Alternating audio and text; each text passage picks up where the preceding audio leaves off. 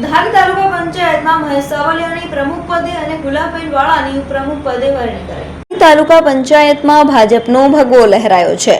મહેશ સાવલિયાની પ્રમુખ પદે વરણી કરવામાં આવી છે, જ્યારે ગુલાબબેન વાળાની ઉપપ્રમુખ પદે વરણી કરવામાં આવી છે। આમ ધારી તાલુકા પંચાયતમાં ભાજપે હોદ્દેદારોની વરણી કરીને સત્તા હાંસિલ કરી છે।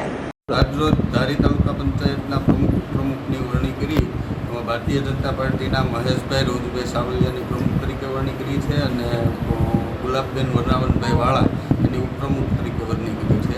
કારોબારી ચેરમેન તરીકે રમેશભાઈ વેલાભાઈ માલણિયા, પક્ષના નેતા તરીકે પોપટભાઈ દાખલા તેમજ દંડક તરીકે કુમનબેન ભાવેશભાઈ મહેતા ની વરણી કરી છે અને ધારી તાલુકાનો સર્વાંગી વિકાસ થાય, છેવાડાના ગામડાનો સર્વાંગી વિકાસ થાય, મૂળભૂત સુવિધાઓ પૂરી પડે એના માટે ભારતીય જનતા પાર્ટી પ્રેરિત તાલુકા પંચાયતની ટીમ સંપૂર્ણ પ્રયાસ કરશે અને પ્રાયોરિટી અમારી છેવાડાના ગામડાની રહેશે અને વધુમાં વધુ વિકાસના કામો થાય એના માટે પ્રયત્નશીલ રહેશે।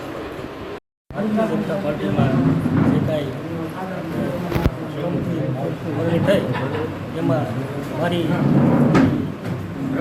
પ્રમુખ તરીકે એમાં મને જે ઉપસ્થિત કર્યો છે એ બદલ હું ભારતીય જનતા પાર્ટીનો આભાર માનું છું અને ઉપલા નંબરમાં તો આપણે સંગઠનના બધા કાર્યકરો એ બધાને ખૂબ ખૂબ વિકાસના કામો કેવા રહેશે તાલુકામાં? વિકાસના કામમાં તો સેનાથી લેવાના છે, કારણ કે છેવાડા થાય ને વિકાસ છે જ નથી એટલે